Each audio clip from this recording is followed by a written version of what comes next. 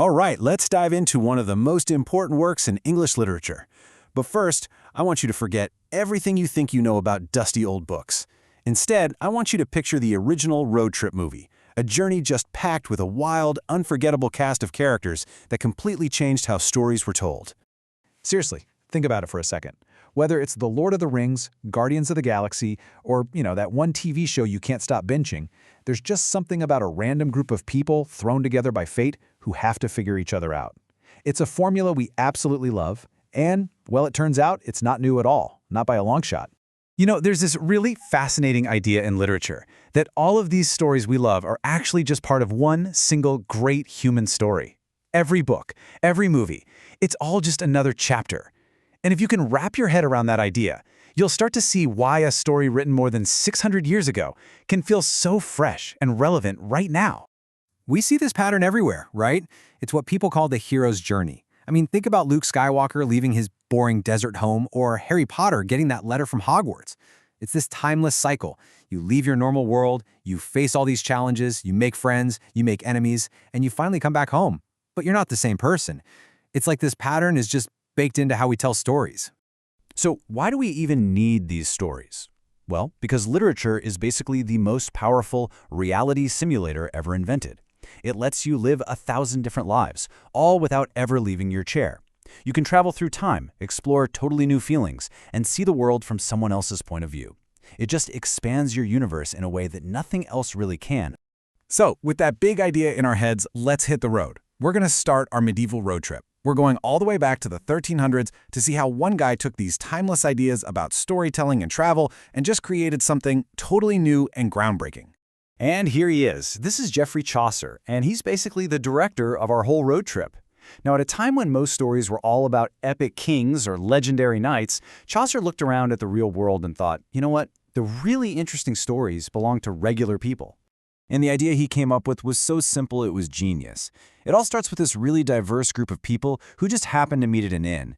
They're all heading to the same place, on a pilgrimage to Canterbury. So they figure, hey, why not travel together? And to make the long trip a little more fun, the guy who runs the inn suggests a storytelling contest. Best story gets a free dinner when they get back. Simple as that. And the result of that little contest? The Canterbury Tales. This is what made it so amazing.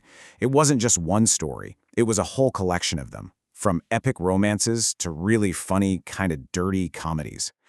And the real genius was that the kind of story each person told said everything about who they were as a person. But this wasn't just about entertainment.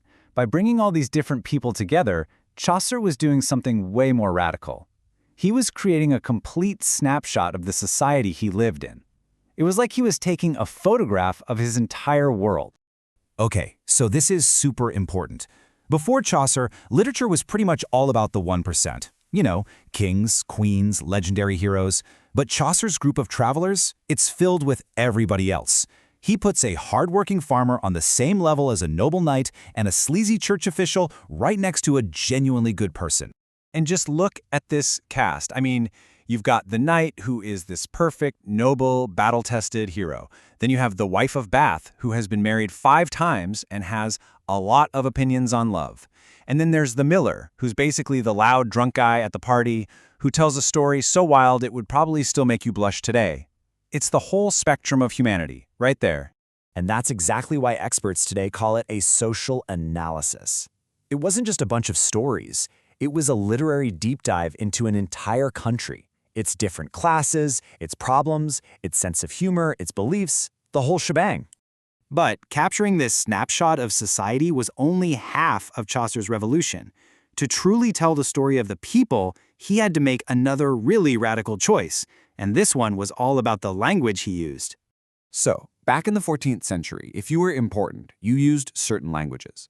Latin was the language of the church, and French was the language of the royal court and the nobility. English? That was seen as the common, kind of crude language for regular folks. But Chaucer made a bold, deliberate choice. He wrote his masterpiece in Middle English, the language that the people on this trip would have actually been speaking. By writing about the people in the language of the people, Chaucer was making a massive statement. He was basically proving that English wasn't just for ordering a beer in a pub. It could be beautiful, it could be deep, and it could be powerful. He helped make English a legitimate language for great literature. And that decision is a huge reason why we're even talking about Chaucer today. His work became a foundation stone for what we now call the literary canon.